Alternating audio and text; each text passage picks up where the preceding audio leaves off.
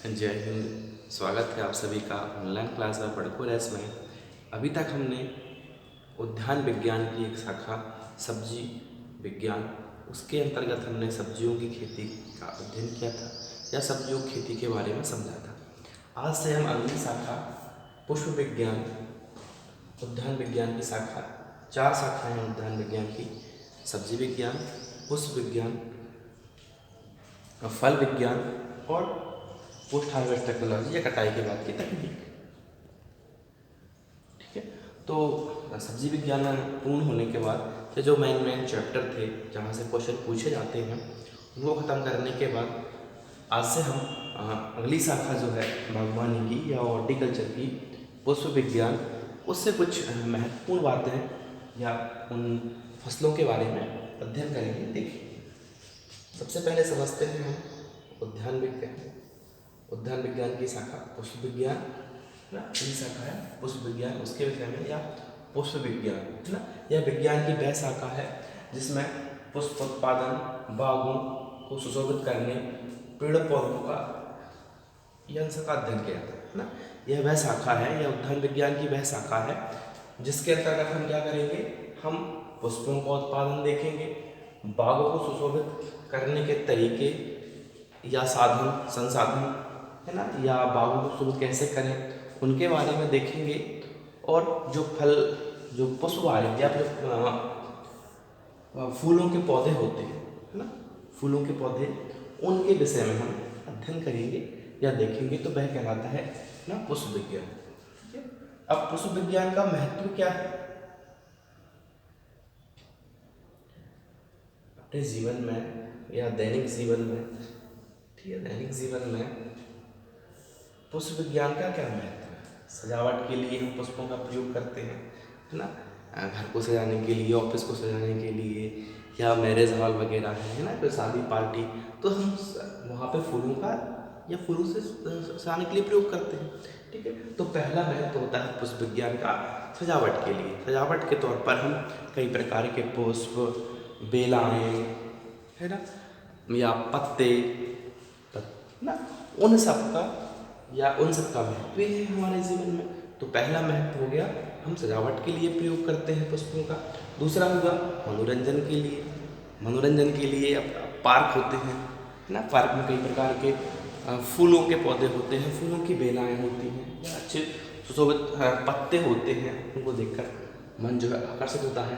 तो वो मनोरंजन के लिए हो गया एक उद्देश्य है ना, या एक महत्व कि हम इसका उपयोग जो है वो उसमें भी कर सकते हैं मनोरंजन के लिए। धार्मिक के लिए, धार्मिक कामों में फूलों का प्रयोग होता है। कथा हो, भागवत हो या कोई पुराण हो है ना, कथा भागवत पुराण, सत्यनारायण भगवान की कथा हो, तो सब जगह, या घर पे कोई छोटा मोटा धार्मिक कार्यक्रम हम जो करते हैं, व्रत पूजा ना, या मंदिर में फूल चढ़ाने के लिए, तो वहाँ पर धार्मिक प्रयोगों में हम पुष्पों का प्रयोग करते हैं और आर्थिक महत्व हो जाता है और इससे हमें कुछ औषधियाँ भी प्राप्त हो जाती हैं। तो औषधियों के रूप में, दवाओं के रूप में भी हम प्रयोग करते हैं या महत्व हो जाता है एक अपना पुष्प विज्ञान। ठीक है, अब देखें कि जो फूल हैं उनका उद्देश्य या कौन सा फूल किस उद्देश्य के लिए प्रयोग करते हैं है ना। तो जैसे गुलाब है, तो गुलाब का प्यार के लिए या प्यार के इजहार के लिए आप गुलाब के फूल का प्रयोग करते हैं। स्वीट पी का प्रयोग या पी के फूलों का प्रयोग जो है हम प्रस्थान के लिए करते हैं। लिली के पुष्पों का प्रयोग हम शुद्धता के लिए, शुद्धता के प्रमाण के लिए इसका प्रयोग करते हैं। ठीक है, चमेली का फूल जो है वो सुशीलता के लिए या उसका सुशीलता का एक प्रतीक होता है, तो हम उसके लिए प्रयोग करते हैं। फ्रेंच गेंदा दुख को साझा, दुख का एक वो क्या बोले उसको, दुख को प्रकट करने के लिए वहाँ पे फ्रेंच गेंदे का प्रयोग हो जाता है ना। और डैफोडिल पुष्प का प्रयोग हम किसी को आदर के लिए, सम्मान के लिए करते हैं। और फैंसी पुष्प का प्रयोग हम विचारों के लिए, विचारों को व्यक्त करने के लिए हम फैंसी फूलों का प्रयोग कर लेते हैं है ना। अब कुछ देश और उनके राष्ट्रीय फूल कि कौन से देश का कौन सा राष्ट्रीय फूल है। ठीक है, जैसे अपने भारत का फूल कौन सा है, तो कमल का फूल है ना। भारत में ये कमल के फूल का क्या है, भारत के लिए और इजिप्ट के लिए राष्ट्रीय फूल है। गुलाब का ब्रिटेन, ईरान, संयुक्त राज्य अमेरिका में राष्ट्रीय फूल है। और नॉरिशस के लिए, या नॉरिशस जो फूल है वो चीन का राष्ट्रीय फूल है। ट्यूलिप जो है वो नीदरलैंड का है, ठीक है, किसका है, नीदरलैंड का ट्यूलिप। लिली जो है वो इटली का राष्ट्रीय फूल है। और कॉर्नफ्लावर जो है वो जर्मनी का राष्ट्रीय फूल है कुछ। और डैफोडिल जो है वो वेल्स का राष्ट्रीय फूल है।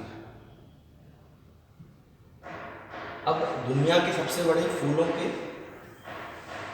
निर्यात करने वाले देश है ना, उत्पादन के लिए निर्यात, दुनिया के बड़े फूल उत्पादन के लिए निर्यात वाले देश, सब सर्वाधिक जो फूलों का निर्यात होता है वो कहाँ से होता है, नीदरलैंड से होता है ना। निर्यात समझते हो ना, विदेश भेजाने के लिए है ना, आयात मतलब बुलाने के लिए। तो नीदरलैंड से सर्वाधिक फूलों का निर्यात होता है, उपज का 58% वो है वो फूलों का निर्यात करता है देश। कौन सा देश है, नीदरलैंड अपने उत्पादन का 58% जो है उत्पादन या उपज को निर्यात करता है। कोलंबिया 14%, उपज का 14% है, उपज है ये, तो उपज का 14% जो है वो निर्यात करता है। इजराइल उपज से 4% फूलों का निर्यात करता है। और केन्या जो है वो 3.2% फूलों का निर्यात करता है, ठीक। तो ये निर्यात बारे, नीदरलैंड प्रथम स्थान, कोलंबिया दूसरे नंबर पर, इजराइल तीसरे नंबर पर, और केन्या जो है वो चौथे नंबर पर आते हैं फूलों के निर्यात करने के लिए।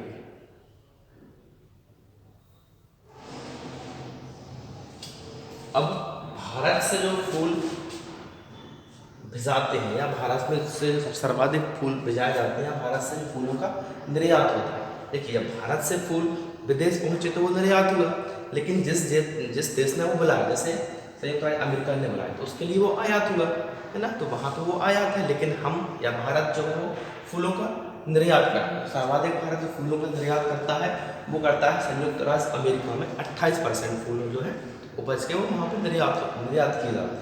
संयुक्त राज्य अमेरिका में भारत जो है वो 28% फूलों का निर्यात करता है। वहीं नीदरलैंड की बात करें तो नीदरलैंड में 14.5% 14.5% फूलों का निर्यात जो है वो भारत करता है। जापान है ना, भारत जो है जापान को 13% फूलों का निर्यात करता है। और वहीं भारत जो है जर्मनी को 5.9% फूलों का निर्यात करता है। और भारत जो है 90% गुलाब के फूलों को कट फ्लावर के रूप में निर्यात करता है। कट फ्लावर समझते हैं आप, दो प्रकार से फूलों की तोड़ाई की जाती है, कट फ्लावर और खुले फूल। कट फ्लावर ऐसे फूल जिनमें डंठल लगा होता है ना, कोई सा फूल रहता है उसमें क्या हो, डंठल के साथ वो प्रयोग होता है, तो ये कहलाता है कट फ्लावर। और खुला फूल क्या होता है, जो खाली फूल होता है, जो डंठल का प्रयोग नहीं होता है, ठीक है ना। ये कट फ्लावर और ये खुला फूल। कट फ्लावर ऐसे फूल जिनको डंठल के साथ तोड़ा जाता है वो कट फ्लावर, और खुले फूल जिनको डंठल के बगैर तोड़ते हैं वो खुले फूल कहलाते हैं, ठीक है। आगे देखें हम, भारत में फूलों का क्षेत्रफल।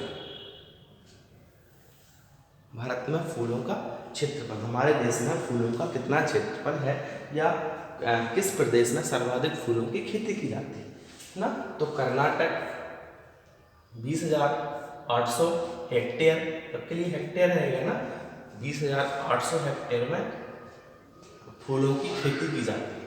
सर्वाधिक प्रथम स्थान पर कौन है, कर्नाटक है फूलों के क्षेत्रफल में ना, कितना 20,800 हेक्टेयर खेतों में फूलों की खेती की जाती है। तमिलनाडु की बात करें तो तमिलनाडु में 18,121 हेक्टेयर खेत जो क्षेत्रफल में खेती की जाती है फूल की। आंध्र प्रदेश में 18,088 हेक्टेयर में फूलों की खेती की जाती है। और वहीं वेस्ट बंगाल में 13,227 हेक्टेयर में फूलों की खेती की है ना। तो सर्वाधिक फूलों की क्षेत्रफल कहाँ पे है, कर्नाटक में है। सर्वाधिक फूलों की खेती कहाँ पे की जाती है, तो वो कर्नाटक में की जाती है, ठीक। अब फूलों की अपने कई प्रकार के गार्डन देखे होंगे, उसी में से एक देखा होगा आपने, टापरी एक प्रकार का गार्डन, एक प्रकार गार्डन देखे हुए, टापरी प्रकार का गार्डन होता है। वहाँ पे क्या करते हैं, जो पौधे होते हैं, है ना, उन्हें एक आकृति के रूप में दी जाती है, या आकृति साधने की एक कला को हम क्या कहते हैं, टापरिया कहते हैं, जिसमें चिड़िया, पशु, छाते, जानवर, इन सब का स्ट्रक्चर ऐसे बना दिया जाता है। ऐसे यहाँ पे एक बना हुआ है, यहाँ पे एक बना हुआ है ना, पौधों का एक ऐसा ढांचा तैयार करते हैं जिसको एक आकृति दे सके। समझ पाए होंगे आप, क्या किया है, पौधों की काट छांट करके उन्हें एक ऐसा आकार देना है जो कि किसी का आकार दिखाई दे, चिड़िया का आकार दिखाई दे सकता है आपको, किसी पशु का आकार दिखाई दे सकता है, या छातों के रूप में, वहाँ पे ये छातों के रूप में प्रयोग किया गया है। तो कुछ इस प्रकार से एक आकार देने की कला को हम क्या कहते हैं, टापियाई कहते हैं। समझ पाए, टापरी क्या है, फूलों को विभिन्न प्रकार से साधने की एक कला है, जिसमें हम उन पौधों को चिड़िया के रूप में, छाते के रूप में, पशुओं के रूप में, है ना, यहाँ तक कि इंसान के रूप में भी हम उनको एक आकार दे सकते हैं, वो कहलाती है टापरिया। ठीक, उन्हें उस प्रकार से काटना, बांधना, उनकी छटाई करना, सब क्रियाएं रहेंगी टापरियों के अंतर्गत। और ये जो क्या है, बहुत ही पुरानी प्रथा है, लेकिन आजकल ये सामान्य जो है वो पार्कों में आपने अधिकतर देखी होगी, अधिकतर अपनाने जाने लगी। दूसरी आपने देखी होगी आरोही। आरोही क्या होती है, आरोही ऐसा पौधा है जिसका क्या होता है, तना वो होता है, वो कमजोर होता है। ठीक, आरोही एक ऐसा पौधा है जो स्वयं से खड़ा नहीं हो सकता है, उसको सहारे की आवश्यकता होती है ना, या जो प्रकाश के लिए, या उसके जो अन्य भाग होते हैं, है ना, या रूपांतरित जो उसमें से जड़ें निकल आती हैं, तने हो जाते हैं, वो सहायता करते हैं किसी पौधों पे चढ़ने के लिए, है ना, तो वो कहलाती है आरोही।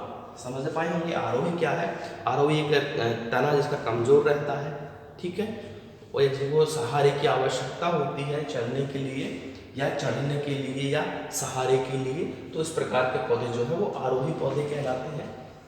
ये झाड़ियाँ क्या होती हैं, कुछ इस प्रकार से होती हैं झाड़ियाँ, ठीक है, इसमें क्या होगा, तने से बहुत सारी शाखा निकलती रहती हैं, ऐसे बहुवर्षीय पौधे जिनमें भूमि की सतह के समीप से अनेक स्थायी काष्ठीय तने निकलने लगते हैं, झाड़ियाँ कहलाती हैं। देखा होगा आपने पौधों में यहीं से कुछ ऐसी शाखाएं निकलने लगती हैं, ठीक है ना, वो कुछ ऐसा एक रूप ले लेंगी। तो इस प्रकार से वो झाड़ियों के फैलाव या झाड़ियों के तौर पर उनको झाड़ियाँ कहते हैं, जो तने के हाथ से ही कुछ शाखाएं निकलने लगती हैं, उस प्रकार के पौधे झाड़ियों के अंतर्गत आते हैं। एक कला होती है पौधों को बांधने की, या साधने की, या कट करने की, उसे बोलते हैं बोनसाई।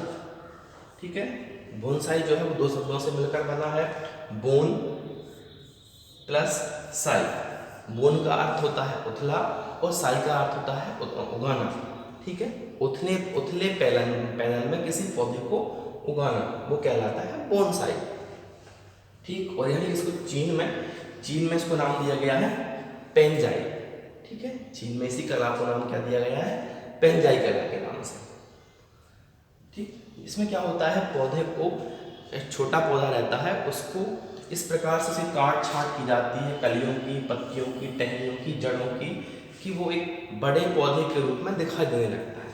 पौधे को इस प्रकार से उसको बांधना है, काटना है, छांटना है, ताकि वो एक ऐसा पौधा छोटा रहेगा ही, लेकिन देखने में ऐसा लगता है कि ये बहुत बड़ा या बहुत पुराना वृक्ष हो।